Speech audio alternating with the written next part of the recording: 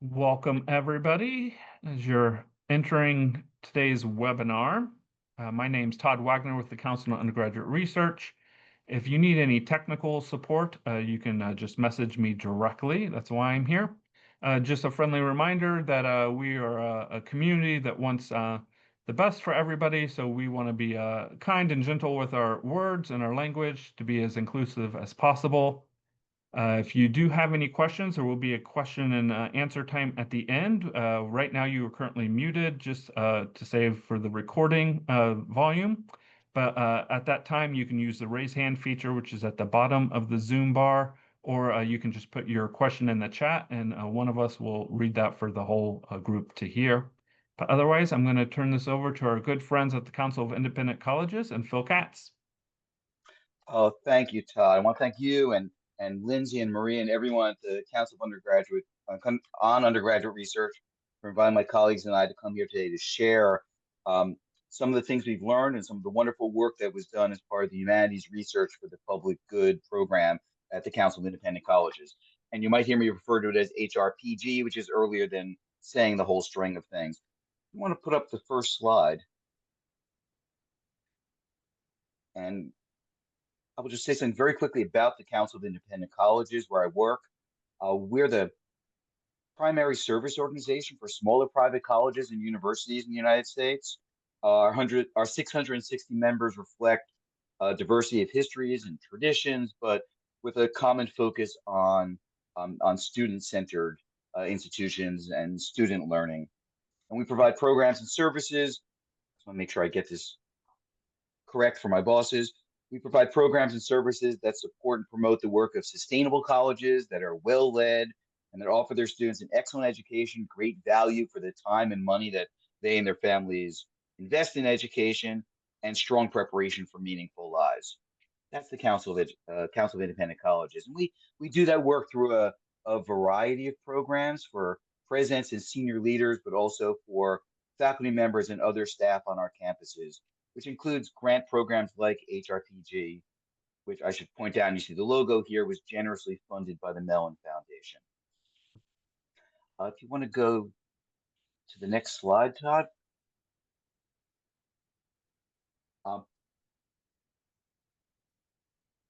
My job today is to provide a brief overview of the HRPG program as a whole, and then turn things over to our project director and two terrific colleagues from colleges that were supported by grants through this program. In all, we awarded 62 project grants to 49 colleges and universities. There were 25 in 2019 and 20, another 24 in 21 and 22 after a COVID hiatus that deeply affected projects on both ends of the pandemic. And that may come up as a topic, but hopefully that's not something that future projects will have to deal with.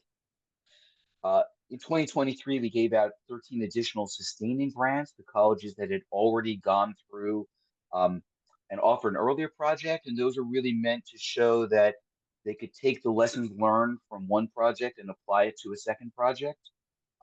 We called them sustaining grants, and we hope we learned a few things about the sustainability of public humanities projects on campuses and how to build sustainable infrastructure. I know that's a topic my colleagues will be talking about in a little bit later. During each round of grants, the campus project teams also got to participate in virtual and or in-person workshops. So it wasn't just a round of grants, but also an opportunity to create a community and to offer some lessons and some guidance to the participants as they were working on their projects. Can you go to the next slide, please? And I'm not sure if everyone is seeing the gray box in the middle, but we will talk around that occluded part of the country. You can go back to, that's the one. And I'll read these so you get all of them. The public humanities projects that we funded all had the following characteristics. Or I should say these were the guidelines and the ideal, which not everyone quite met. And again, I think a topic for the conversation later will be, what are the obstacles that fall between the design of a wonderful project with your students and your community and the actual implementation of the project as it's carried out? going to skip the top bullet for a second, the topic of public significance, and talk about the other bullets for a few seconds. So funded projects were required to take advantage of an existing collection held by the college library or archive, or in a few cases, museums. We really wanted to promote sort of the hidden gems that many institutions have, which are a resource for teaching and learning, and also for public engagement. Um, and this was reflected in the project team. In every case, we insisted there be a project team that included a faculty member, a collections expert, could be an archivist, could be a librarian. We didn't have any curators, but could well be a curator as well, but someone whose experience is the knowledge of the collections and how to deal with collections. And also people were required to have an appropriate and willing community partner, which is sort of the penultimate bullet point here. And they also were represented in the team. I encourage you to look at the report that we prepared on the HRPG program, and I'll share the link and you'll see it a little bit later. And you should marvel, I hope you will marvel as I did, at the range and diversity of collections which people had on their campuses, and sometimes not being tapped at all until these projects.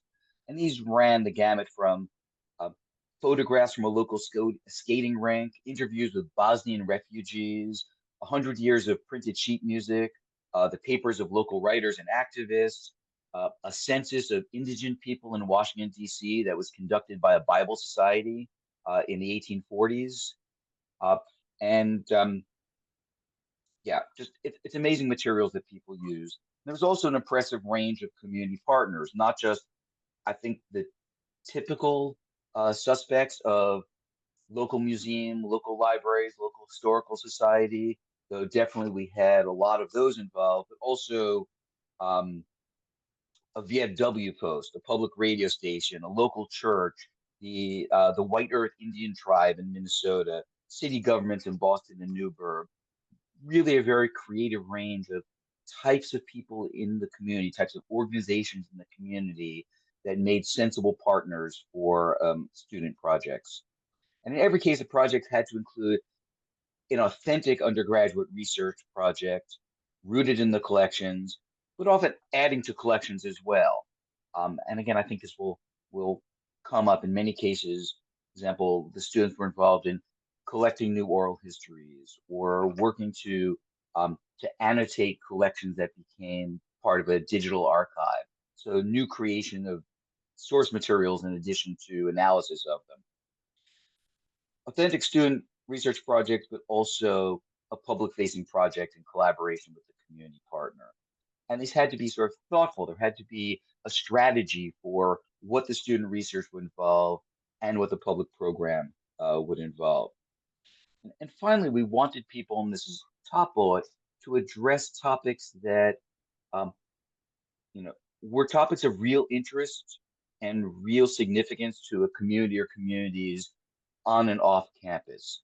So not just projects that were fun or projects that, well, we have something in the collection, but projects that really spoke to community interests. I'll give you a very quick example, but you're going to hear two detailed examples. But one of my favorites, Doane University, very small college, under 1,000 undergraduates, in the middle of I was going to say in the middle of no place in Nebraska, but we may have Nebraskans in the room. Crete, Nebraska, small place.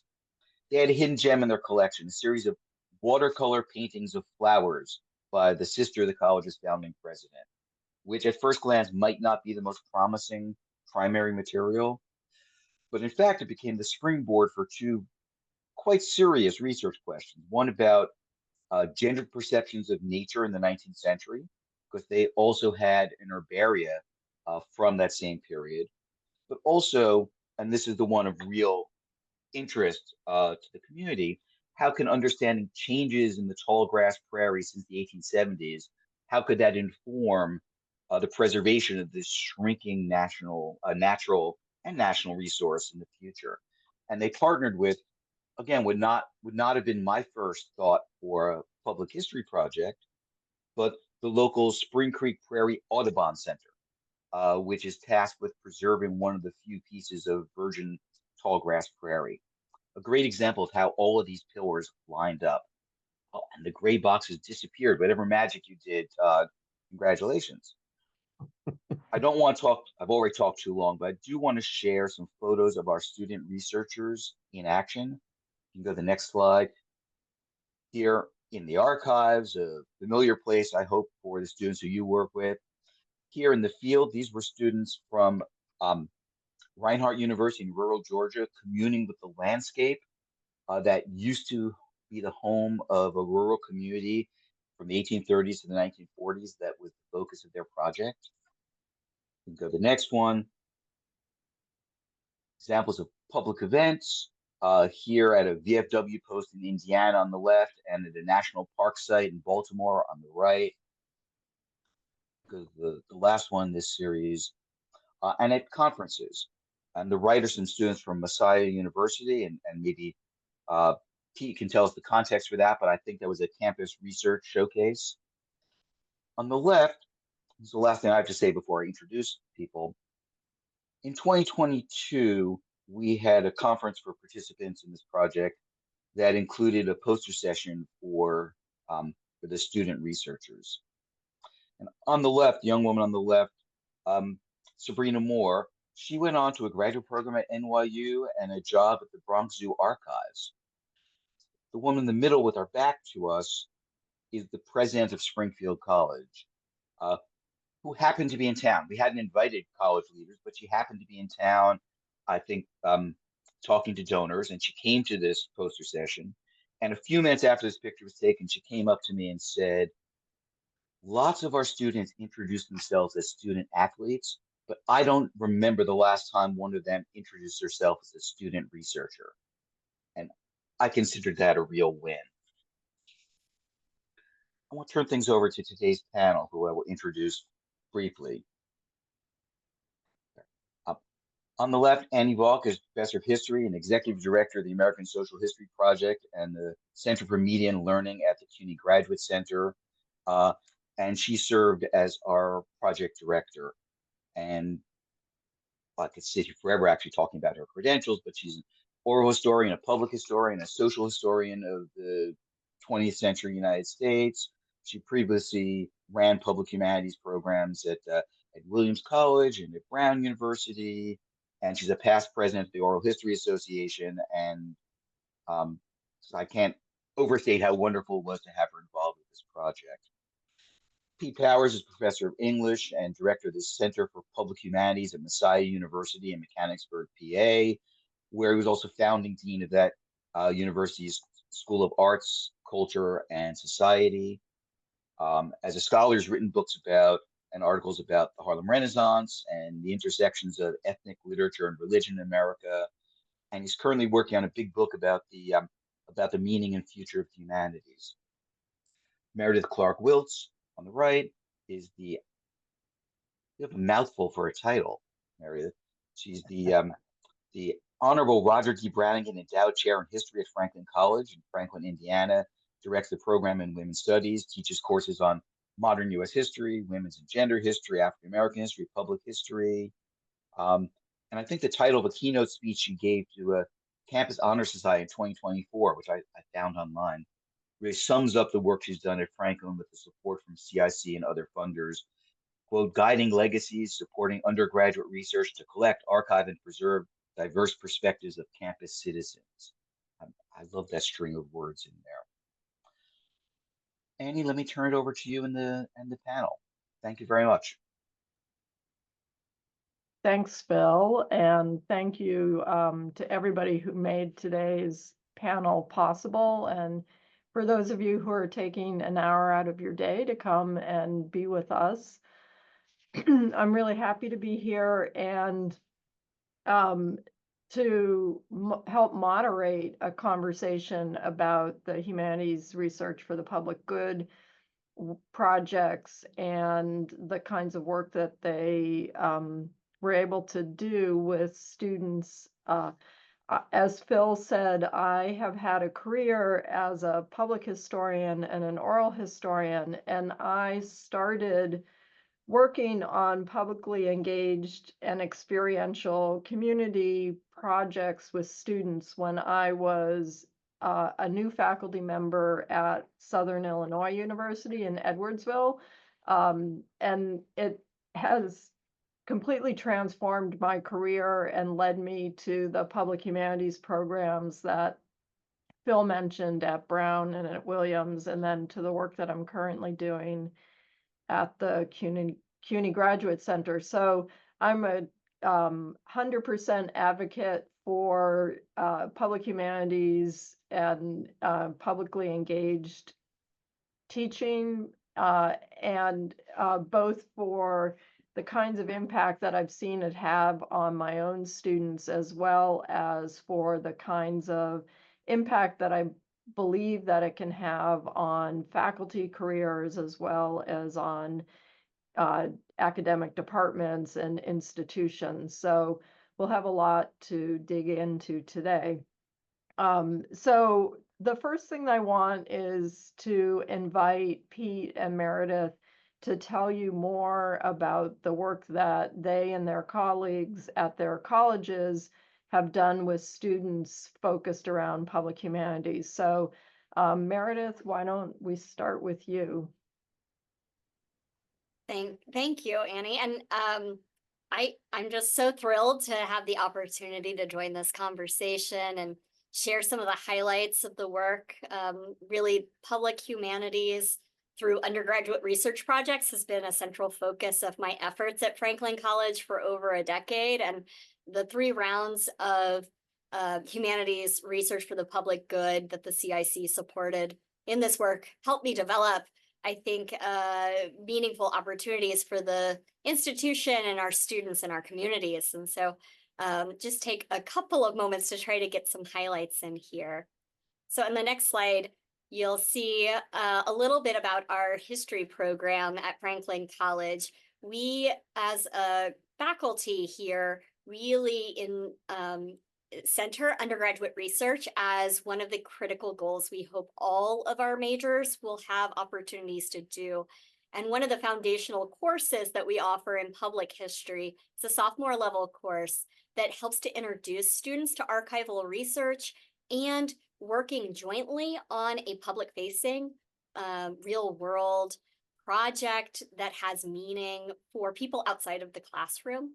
And I've been able to do this by team teaching with the director of the Johnson County Museum of History this course and designing with him projects that students can start to learn these skills.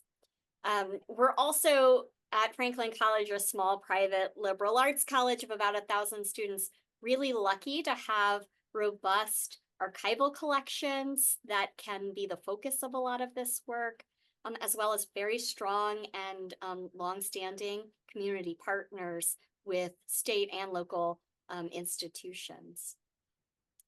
And so on our next slide, I'll show you kind of the introduction, our first round of public history grant. It took place in our Honorable Roger D. Brannigan Gubernatorial Archive. It's the archive of the 42nd Governor of Indiana that we have on campus. And we had student researchers look in that archive and find primary sources that they would be able to use to support the development of K-12 educational resources, lessons in civics and U.S. history that really focus on primary source and information literacy. And with support from our community partners at the Indiana Historical Society, they learned best practices in digitization. And they also learned from our library network how to catalog those so that they could be publicly available and accessible by a broader community off campus.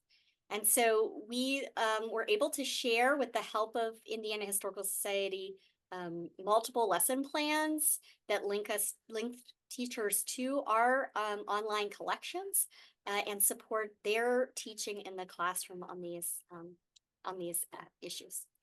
And then in 2023, we were able to expand that project pretty robustly, engaging new students to undertake a greater digitization project that ultimately culminated in 8 new online collections, each one of those focused on a individual connected to the Franklin College community that we had primary sources in our archives on, that did something worthwhile in furthering the public good. And so students were able to learn those skills and build out these collections, which became part of the commemoration for the bicentennial celebrations of the Johnson County, and became accessible broadly and linked into our community partners.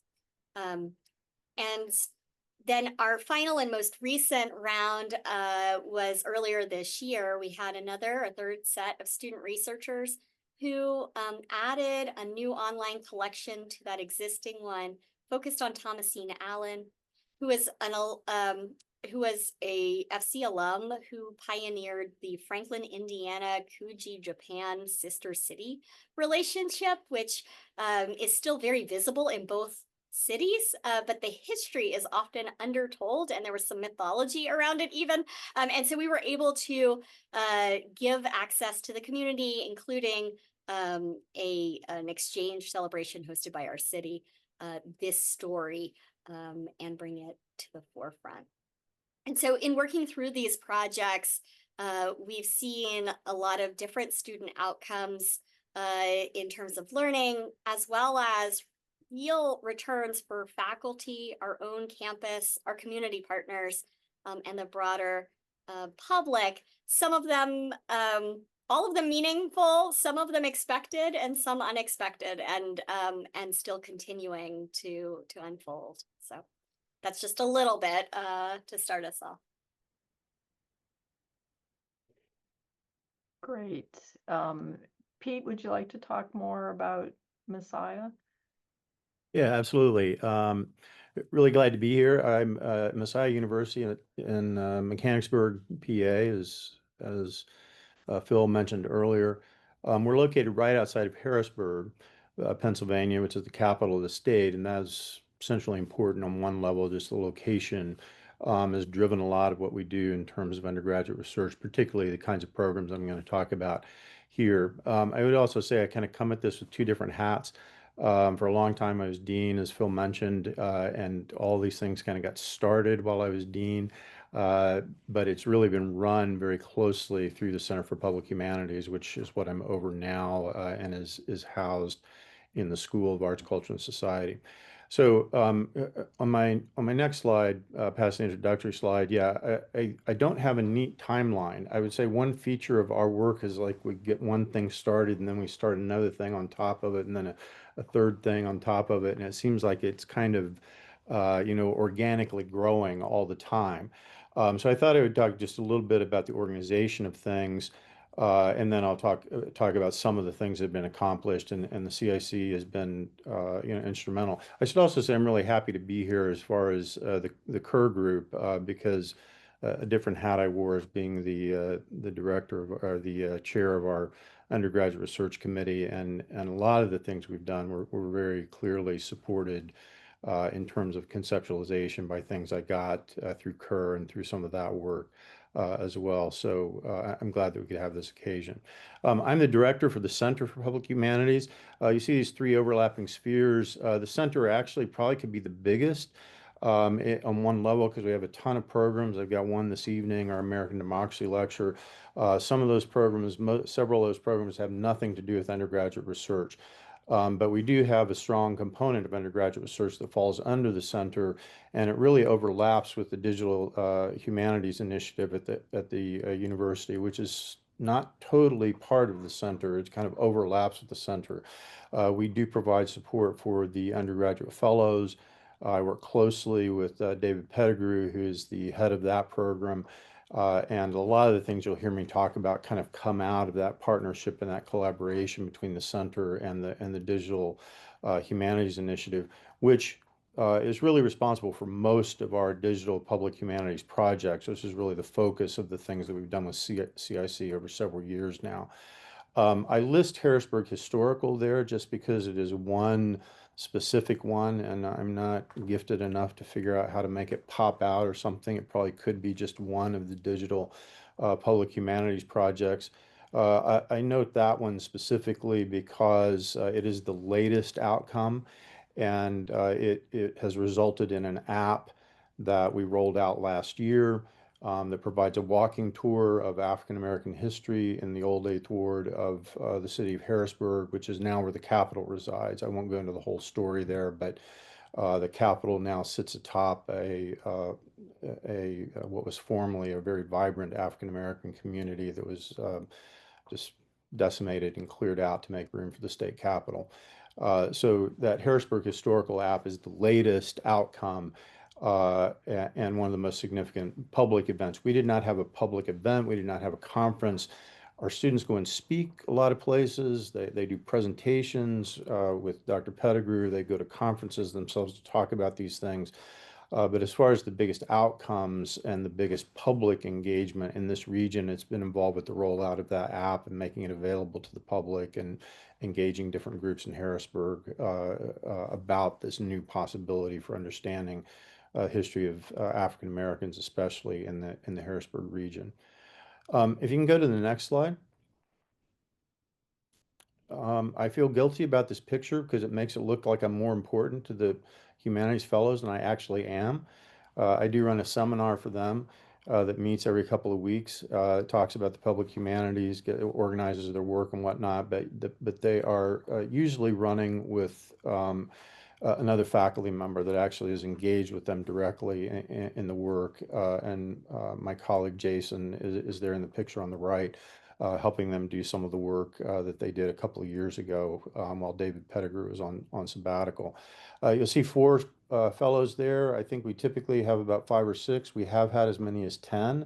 That tends to be a little bit more than we can manage because we usually have only 1 or 2 faculty members at most helping them. Sometimes they're all working on individual projects. But these students, they are they apply. They can come from anywhere on campus. They tend to be predominantly humanities majors. They tend to be predominantly history majors within humanities. But at the same time, we have had students from the art department. We've had students from the music department. We've had students from human development and family science. So we've had a variety of students involved. That the only key thing is that they show some demonstrated passion for and interest in doing this kind of work that we're doing in undergraduate research in the humanities, in the public humanities, focused on the history and culture of the city of Harrisburg. Maybe the next slide, I think. Yeah, I will say that Todd has been putting a bunch of links. There's 3 or 4 links that Todd has put in there for me that he can that you can just peruse at your own leisure. I will say I'm really proud of the picture on the left because if you really look closely, you can see that that's David Blight, there, our colleague from Yale, that was here on Messiah's campus and wanted to go out and see this project, which is part of what we call the Commonwealth Monument Project that rolled out about 2019-20, about when the latest CIC project was getting started. It is the first, I think it is still it's the only monument in Harrisburg to African American history. I think it was the first monument in the state of Pennsylvania, actually, that was on state lands, but I could be wrong about that. These are 3 central figures. I won't go into all the details. 3 central figures in the history of African American pursuit of civil rights in the city of Harrisburg. The central pillar of the monument there has 100 names on it that were seen as central figures. Our students did all the historical research related to those figures in the state archives and newspaper archives that we have available online to them from here on campus and other places. That resulted ultimately in the book that you see there called 100 Voices that was really heavily guided by David Pettigrew, who in the other picture you see kind of in the plaid shirt on the left, who's done really yeoman's work for all of this stuff for the past 6 or 7 years. I would also be remiss if I didn't point out Caleb Jackson, who is the African-American man kind of on the right, standing next to a couple of our fellows. Caleb is a local historian. It's been very important to us to engage with just local keepers of knowledge. He doesn't have an official capacity per se. He's not like the director of some archive at the state or anything like that. We do have a good relationship with the state archives. But just he is a really keeper of the flame in some sense in terms of African American history in the city of Harrisburg. And so he and many other people, Linwood Sloan, Joyce Davis, others I could name, central figures in the African American community in Harrisburg, became very important community partners for us along the way. So our students get community engagement, they get scholarly outcomes, as I said, besides a thing like a book, which is kind of phenomenal, that we do take them to conferences and other kinds of events. They do go give presentations. They've done presentations at the state archives and other venues about their work. The professional development aspect of that, of course, it is partially involved in just the fact of doing the presentations. I will say I appreciate the slide that's in the top right. Our fellows, we have a different program called Thriving Congregations, in which many of the Christian congregations in the region are working on racial justice issues within their own denominations, within their own local churches, and so forth. And our students had the opportunity to come and speak with them about kind of what they had learned about the history of African Americans and in our region, the history of the struggle for racial justice and so forth. My last slide is, of course, really just faculty student engagement. It is very intensive. David is at the center there. He should just have a huge picture.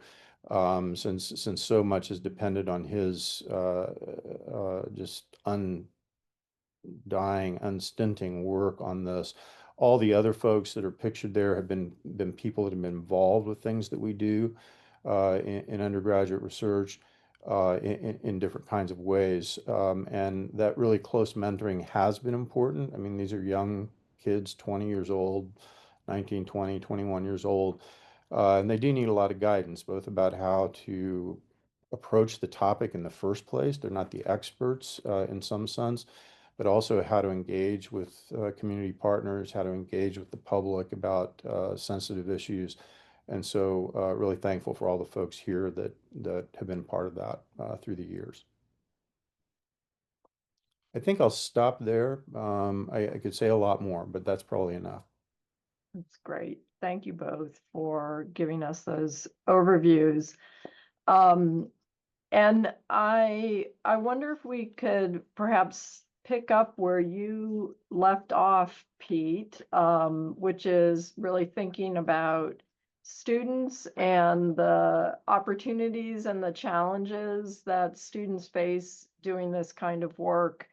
When over the course of the 4 years that we were working with different campus teams on this project, we kept hearing over and over again the powerful positive benefits for students that they were finding on their campuses. And they seemed to, in particular, identify two features of that, or two factors that were contributing to those benefits.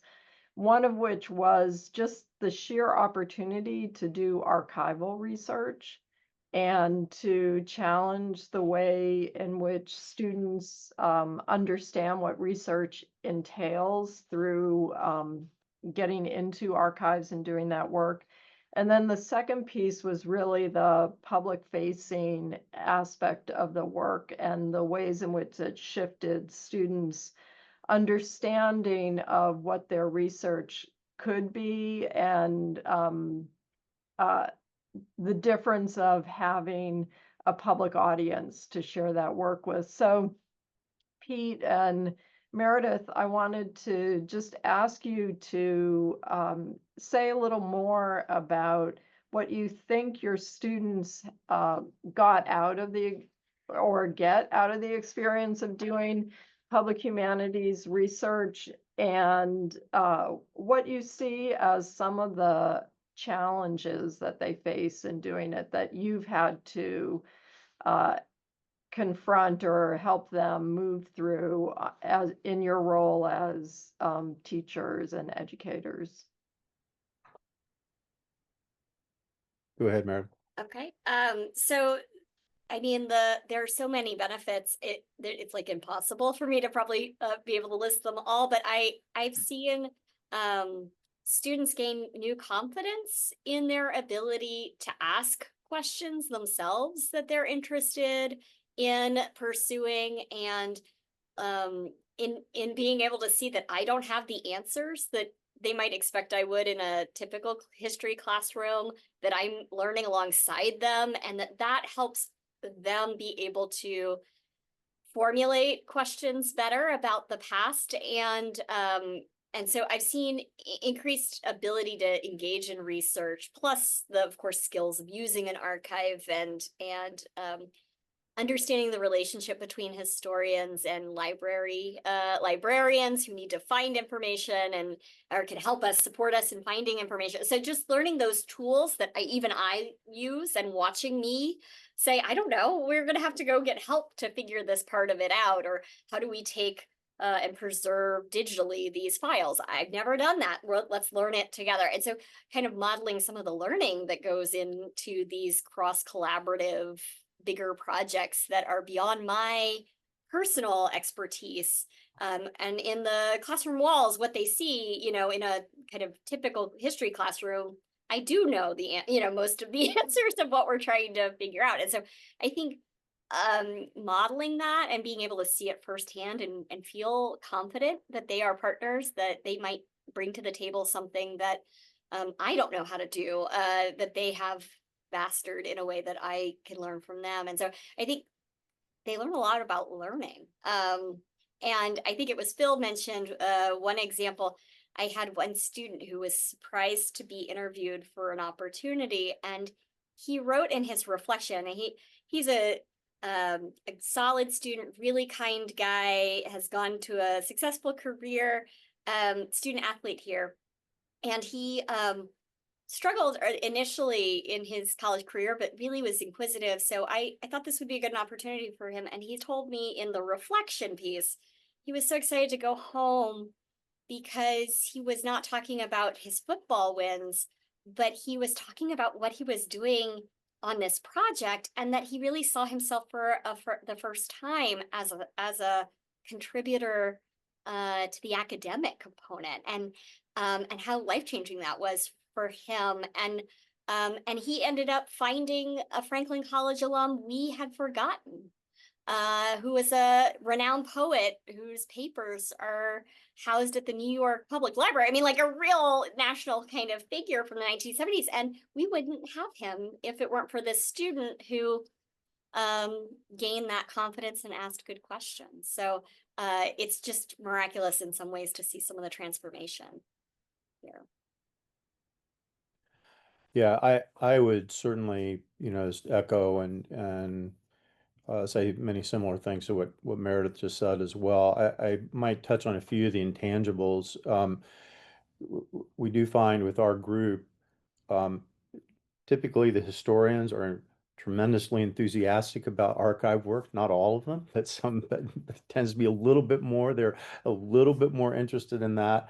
And so one of our processes has been trying to discern what people will be good at, because we have so many different things going on. And the historians do tend, by and large, to be very interested in doing the archival work. But also we have it's a completely different project, different kind of project. We're in the process of we're helping with a group that is restoring and developing the history of the Lincoln Cemetery, which is the oldest African American cemetery in the city of Harrisburg. And some students are just much more enthusiastic about getting out into a cemetery and like trying to map headstones, and things like that. And so they're not that interested in searching through boxes and in an archive or whatever it would be.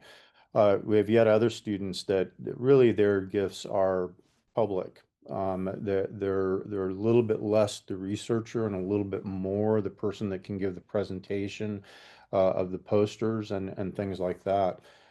So I think that identification of just valuing what their strengths are is something, you know, we've learned along the way, and I think they appreciate. The corollary to that is I think it's interesting how individual typical humanities work is and how individualistic typical undergraduate research in the humanities is. This is not at all. Yes, they do have their individual work that they do, and they have their individual articles that they read, but they all vet one another's work. They all know that they're contributing to a common final artifact, whether it's the digital Harrisburg website or the Harrisburg historical app or whatever it may be. So I think that that's an interesting outcome for them that maybe they don't get in the kind of more common humanities classroom or humanities research scenario where they're just off doing their own thing in some sense. Stereotype, I realize, but still relatively true. Um, I would say interesting obstacles. To be honest, just getting people places is can be an obstacle. We are not so we did not have the kinds of archives they needed to do the work. You know, our university doesn't have a bunch of archives on African American history in this region. So we've done things like using the city archives of Harrisburg, using the state archives down at the state capitol.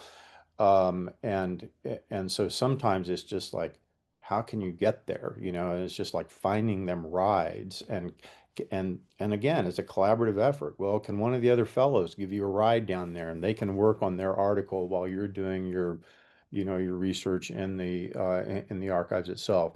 So there are a number of things like that have certainly cropped up and currently are cropping up. You know, I've got a student right now. Well, she needs to get somewhere to be able to look at an archive, and how's she going to get there? Um, Maybe the only other thing I would say is I think sometimes it doesn't happen very often, but sometimes there is a need for kind of guiding students and helping them with cross-cultural encounters. And I would just say their community engagement encounters in general, whether it's perceived as cross-cultural or not. And that comes up in a variety of ways. Sometimes there have been a couple of occasions where fellows, I think, stepped on some toes, unbeknownst to themselves, you know, and we had to talk through those kinds of things with them. We try to give them as much preparation as we can to do things well and sensitively, but there have been a couple of occasions where things have come up. Um, we've also found that we have to kind of mediate work with the community partners. I don't know how else I would put that. Um, we have a couple of community partners that really think this is their fellow's full-time job, and we kind of say, no, it's really only 6 to 8 hours a week. That's what the fellowship entails. And so even though early on we were kind of giving the community partners very direct access to the fellows, that became very problematic in a couple of cases because there were just too many demands being put on them, and the fellows got very frustrated. So helping them navigate those kinds of human things that are part of this kind of research has been an important part of what we do, I think. All of those points really resonate with me, and yeah, I always have encountered the challenge of figuring out how to balance the expertise that the students are developing with the reality that they are also students. And so to, have them in a position where they're presenting and interacting with the public as a representative of the project in a lot of ways, and the kinds of expertise of the project, and yet also convey to the community partners and to the larger public that this is also still a student. So yeah, it's a tricky balance. Meredith, I don't know if you have anything else you want to say in terms of challenges or obstacles that you've encountered? You know, we've been fairly lucky. Of course, I think the pandemic, I feel like I can overcome anything once we had the pandemic set in. So there's always the unexpected curveball. I would say the time, you know, figuring out how to manage time and schedules is probably one of the biggest sort of long running and probably unavoidable obstacle. But I also realize I've been very lucky to have the resourcing and the support institution. I mean, like part of this goes well because of all of the support and people around here who believe in this work. So I think I've been very lucky. So let's, in the few minutes that we have left before we open for questions, I'd love to have you both say some more about the support that you have been able to build or find or feel is essential to have on campus. And all of these projects really over and over make me think public humanities work is really a team sport, that it encompasses so many different kinds of faculty and staff and students and community partners in order to make it possible. So how have you been able to build some of that support, either specifically to support your projects, or Pete, especially along the way you've been thinking to institutionalize some of that support in a way that will make it possible for your colleagues to continue to do this work? You want to go first, Pete? Sure. Yeah, I won't, and I didn't provide Phil with a link to this, but you know, I won't completely reiterate an essay I wrote on institutionalizing public humanities programs, but you can find it in the Public Humanities Journal. It comes out of Cambridge, so you know you can just search for my name. And I won't reiterate that whole paper here. So let me say that. I would say, you know, the essence of that paper is that you just have to continually be looking for the ways you can leverage the structures and operations of your institution for the good of the program that you have.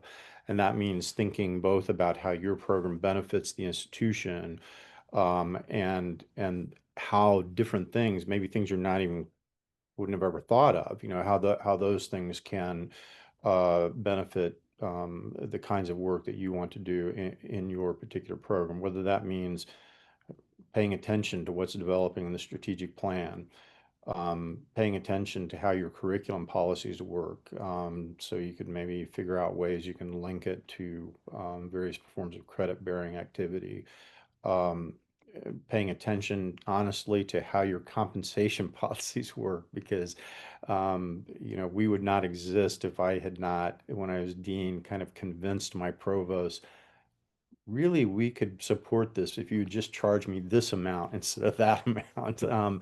So there's a lot of that kind of work that you just have to continually do.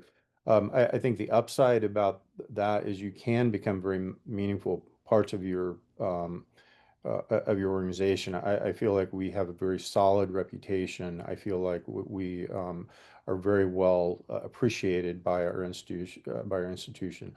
I do say, kind of at the end of my essay, that you know, public humanities programs do have a kind of precariousness about them, but the difference right now is all humanities programs have a kind of precariousness about them. And so we're really in the same boat as any kind of program, particularly in our case, small tuition-driven institution. So there's maybe hope in numbers. You know, you can find allies, and because we're all looking for ways that we can possibly make it through. And so finding those ways you can help others and that others can help you can be a good benefit. Yeah, I completely agree, and finding ways to institutionalize it in terms of workload and how you're compensated. here too, being able to convince colleagues and leadership administration that this kind of scholarship should be counted in review processes for faculty, and maybe even incentivized in some ways, can help get broader faculty buy-in from it. I've been lucky that my departmental colleagues are so invested that they allow resourcing decisions for our department to steer this way, because their students, their classes, which are junior and senior year research classes, benefit from this foundation. So just trying to align interests with those that you need along the way. The libraries and institutional advancement, or our development office, have benefited from donations from people that we've spotlighted in this work, or community members who are appreciative of our investment in this work. So it's been forging new and sometimes renewing connections with people who had lost touch with the college. That if I can find ways to bring other people institutionally into these conversations in ways that align my interest in getting students these experiences with institutional resourcing, maybe interest, that has borne some real fruit for us. And I think the town and gown, that campus community divide that sometimes happens, this is a real unique space for me to convince leadership too, that we provide a role for reputation building and management across the community. And so being adequately resourced and supported is actually to the benefit of everybody. And that's been a pretty easy sell, at least here, to meet those needs. And so those are some of our strategies in terms of trying to align interests and show that we're all really pulling in the same direction with this kind of work.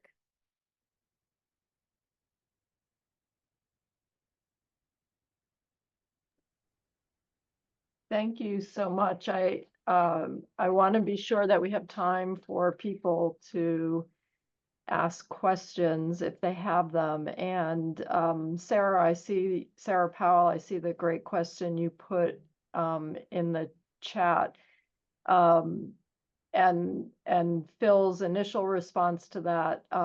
One of my other first responses is I would look also to the organization Imagining America. I don't know if you're familiar with their work, but they're a national organization supporting faculty, scholars, and artists who are doing publicly engaged work, and have been really, really thoughtful about that public good piece of working on public humanities projects. So I'd look there for some ideas for syllabi and descriptions of projects and things like that.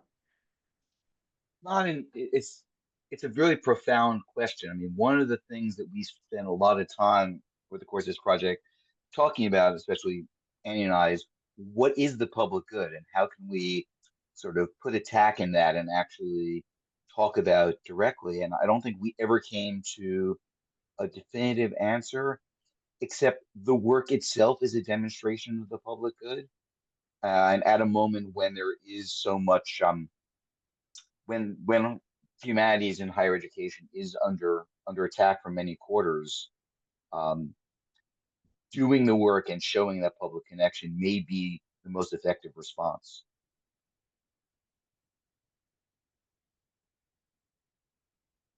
I don't know if anyone else has additional questions from the audience. I want to leave time at the end for some reflections from Maria Ayakalo Bird. I think that this community knows her well.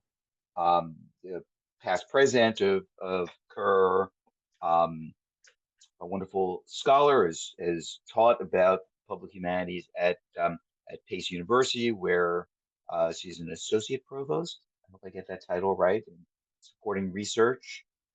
I don't know, Maria, if you want to jump in and give some reflections now, or if we want to see if maybe we have time for one more question from the audience. I will leave that judgment to you and to Annie to think temperature. If there's one more question, that's great.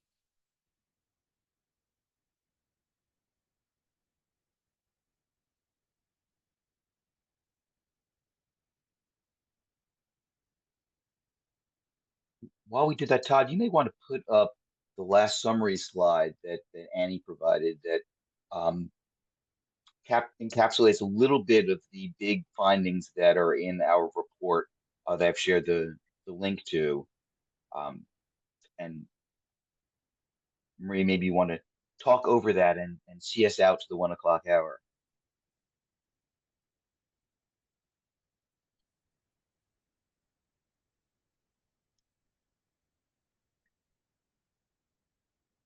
Yeah, and I would just say, sorry, Maria, before you jump in, the report that is online at the CIC site is quite extensive, talking about some of what we learned about the impact and the challenges of doing this work and thinking about it from the standpoint of students, faculty, archives, and archivists, and then institutions and benefits to all of those different groups. And then these were some of the final takeaways that were really stressing a lot of the soft skills and maybe intangible benefits that are entailed in doing this kind of work. But there's a lot of information on the CIC website, including examples of all of the different campus projects.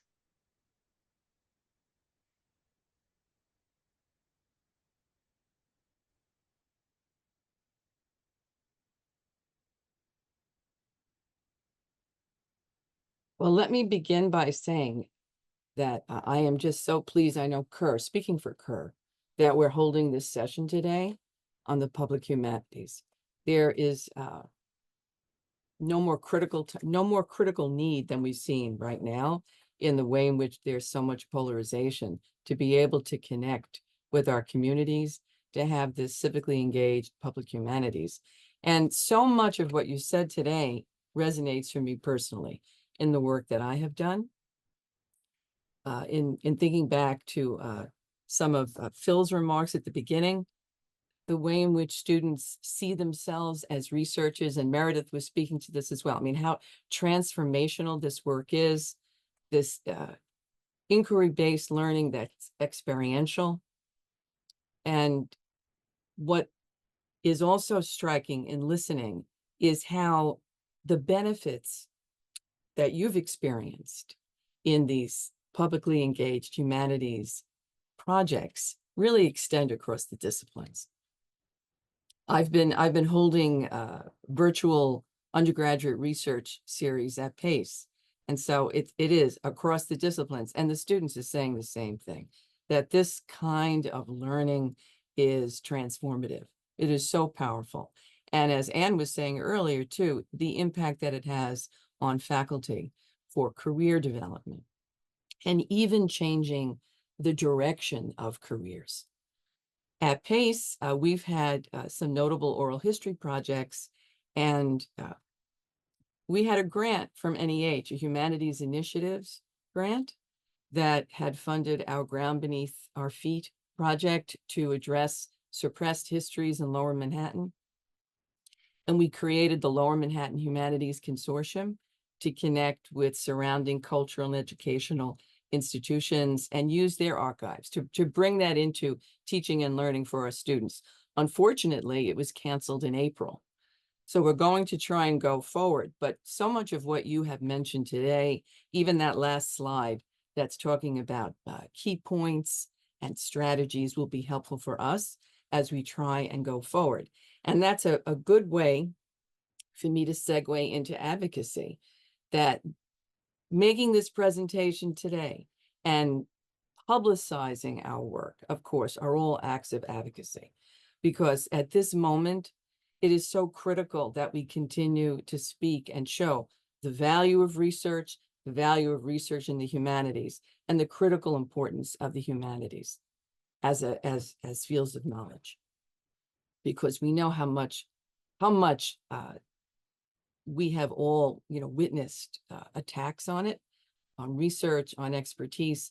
And then, of course, the community engagement of the public humanities really does make a difference as we reach out to public audiences. So I believe it was Peter who mentioned too, leveraging within our own institutions. We know that we must always be ever vigilant with the way in which, budgets are changing, and you can lift your head up one day and start to see the questioning even of longstanding initiatives. So the vigilance is incredibly important. We are, as faculty, we have our, boots on the ground, and we know that we must continue to push forward and push up to administrators the importance of the work we do because of its value for our students, first and foremost, and then from the perspective of the public humanities, for engaging that public that has become more estranged from us. We have to use this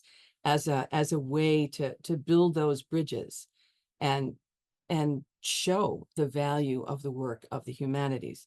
Now, in terms of advocacy beyond our own institutions, of course, at the state level and at the federal, it was my experience last year when I was on the Hill in speaking to both Democratic and Republican staffers that they're always looking for good stories and examples from us. So I would urge you to do that, to be continually communicating the good work that you do. Even those who are supportive, like Democratic staffers, they want examples. They want to understand how this work impacts our students. And what's also important is that segue into the workforce. How is this meaningful? How will this help them get jobs? And of course, we know it helps them be adaptable. And my final point is to urge anyone who's interested in getting involved with CUR more deeply to consider that we have our elections open through November 24th. And I would encourage you to consider running as a representative for the Arts and Humanities Division to be involved with this community that is so passionate about undergraduate research and the humanities. But thank you all today for this excellent presentation. Well, thank you, Dr. Maria and Meredith, Peter, Anne, and Phil. Thank you for bringing this topic to the forefront for us. A recording of this will be sent out to all of you, as well as the slides. That way you can see them without the gray box in the middle. And we hope you have a wonderful rest to your Wednesday. And we look forward to hearing more from the CIC in the future. Thanks so much, everybody.